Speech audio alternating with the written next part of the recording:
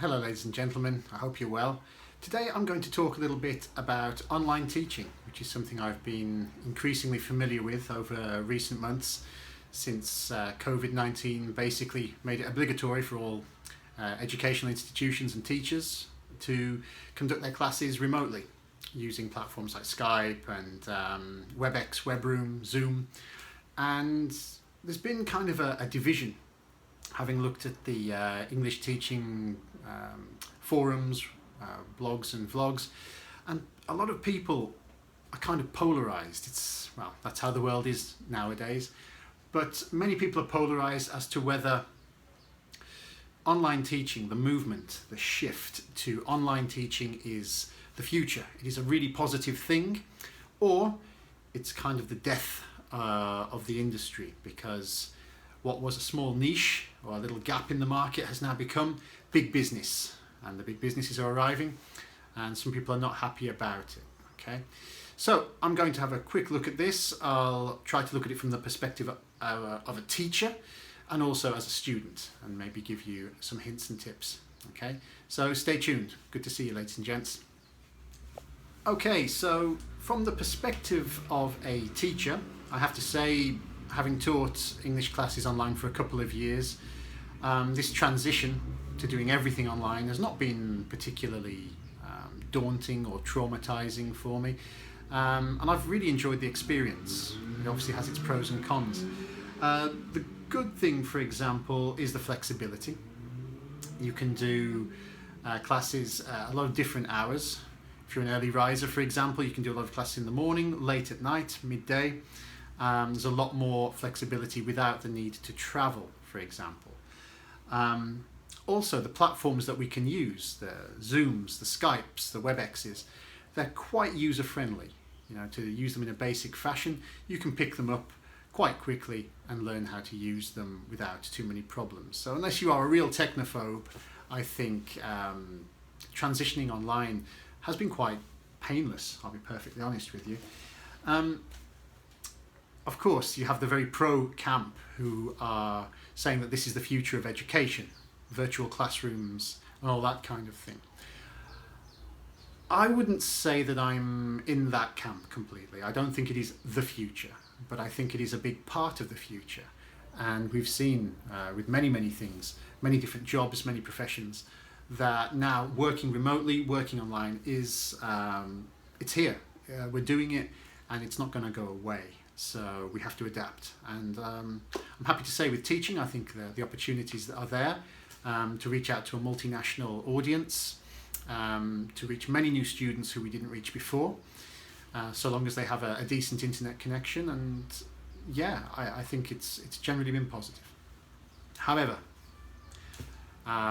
we must look at the negatives as well. Okay, now the negative camp, who said that, you know, the niche becoming a great big gaping hole, basically, because the big companies are moving into this space. They do have a point. They really do have a point. And because it's TEFL, teaching English as a foreign language, we call this industry TEFL. If you've been around it for a while, you'll know that it's incredibly and sometimes embarrassingly under-regulated. It's a bit of a free-for-all, to be honest with you. And that does mean that there is now a flotilla of companies moving into this space, the online teaching space. And a lot of them are not prepared for this. They are not using qualified teachers. They're not even qualified institutions. They are simply shysters and companies moving into this space to squeeze as much money out of this as they can from the students and from the teachers before they move on to their next area that they are going to try and destroy. That is going to be a big problem, ladies and gentlemen. I could make a separate video on that. I'll touch on it a little bit more later. But yeah, first of all, I would say just be very careful about these companies who are moving into this space. Especially from a teaching point of view, I would suggest look for the marketing of these companies, okay? you're going to see from their marketing that they are going to try and sell you a dream. Okay, teaching online will be this wonderful experience. You're going to be sitting on a beach with a cocktail.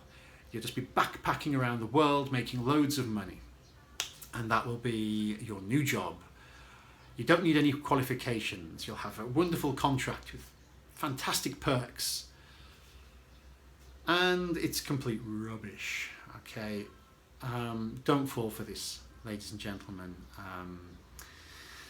I probably shouldn't have to tell you this, but the fact is these companies exist. They are here. They've been here for a while, but now with this emergence of this new market, they are really pushing the boat out, and they are really trying hard to rope new teachers in.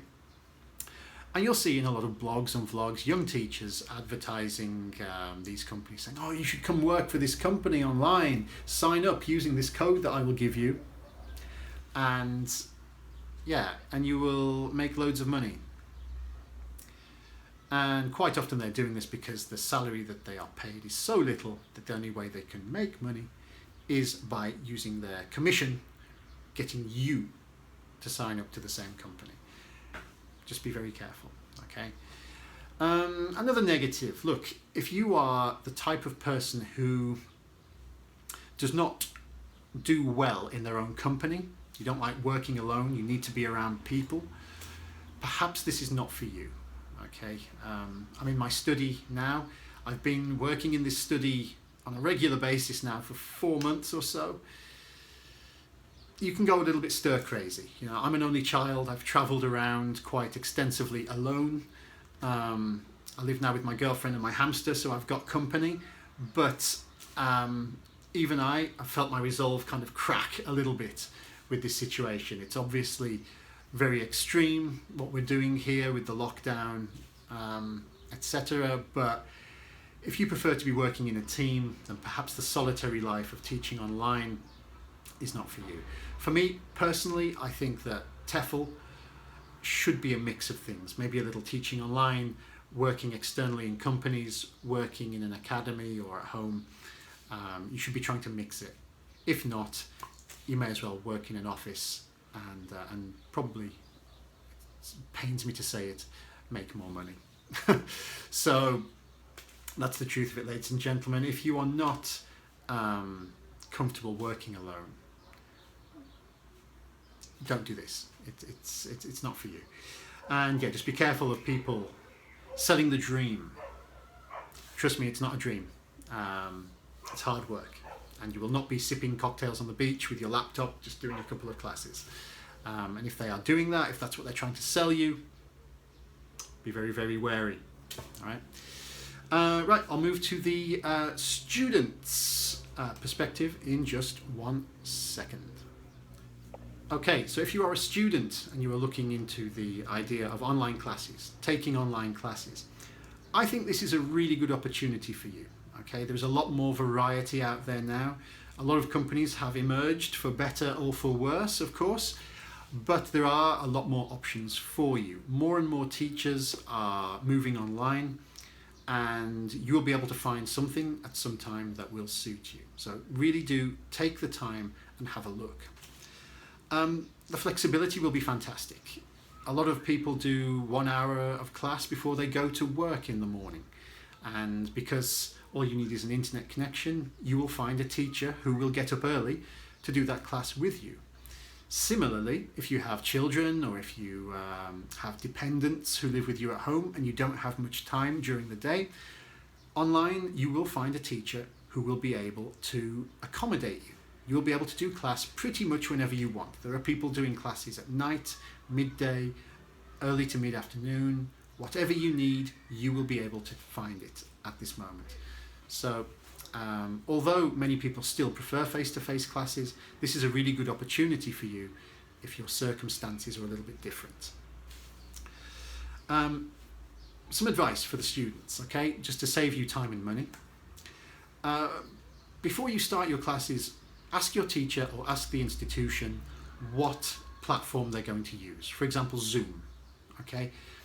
and take the time, if you are not familiar with this program or platform, to learn the basics. File sharing, chat, screen sharing, this type of thing.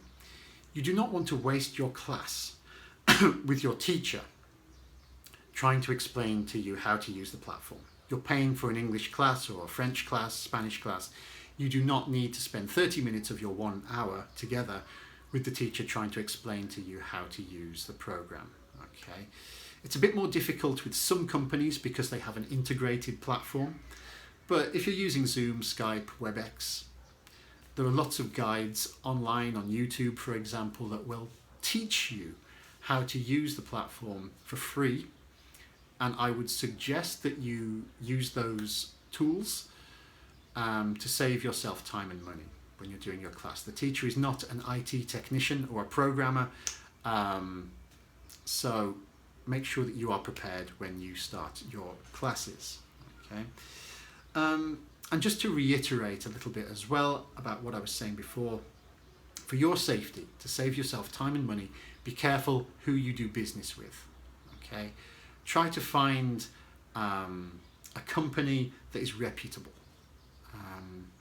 If you're seeing special offers and methodologies which are miraculous and it seems too good to be true, in the same way that for the teachers sitting on a beach and drinking a cocktail and making thousands of euros seems too good to be true, then it probably is just completely and utterly false. Okay, I've done other videos that talk about these methodologies that say, oh, you'll speak English fluently in 3 months with our magical methodology and you only have to pay €5 an hour.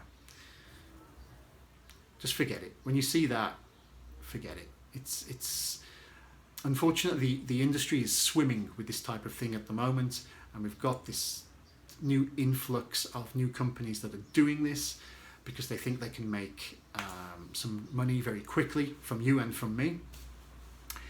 And it is, well, it's offensive basically. So just be very, very careful. Something to look for is when you're making contact with a company or a teacher, try to make sure that there's a face or a contact that you can speak to or email, and not just signing up with some generic form. Okay, most companies will have like a page where they show you their teachers, not the big chains especially, but many smaller academies or individual teachers. You'll be able to see faces, you'll have email addresses, you'll be able to get in contact with an actual person. And if that is the case, then probably you're with a legitimate business. But there are a lot which do these automated sign-ups. They'll spam you with lots of online marketing, and it just be very, very careful. You'll find it. You'll find this when it happens, and just tune in. When you see these prices and these magical methods that will teach you in 5 minutes how to speak a language, it's not real. Okay, and it's sad, but you now, more than ever, you need to be vigilant about these companies and these individuals who are trying to take money from you. Okay, so that's about it really. That's my general view. It's just a very, very general view on online classes. And yeah, if you have any questions or comments, please get in touch. There's a couple of things from this video I'd like to do in more detail. But yeah, for a general overview, I would say teaching online is a very positive thing. It's going to be a big part of our future in the education industry.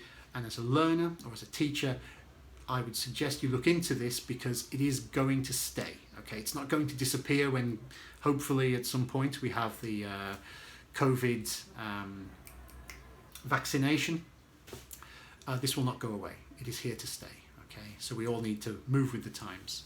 And it's been a very, very positive experience. Let me know what you think, ladies and gentlemen. Again, I hope you're in good health and enjoying the summer, and hopefully have a couple more videos for you soon. Stay in touch, ladies and gentlemen. Great to see you, and we'll speak soon. Thanks.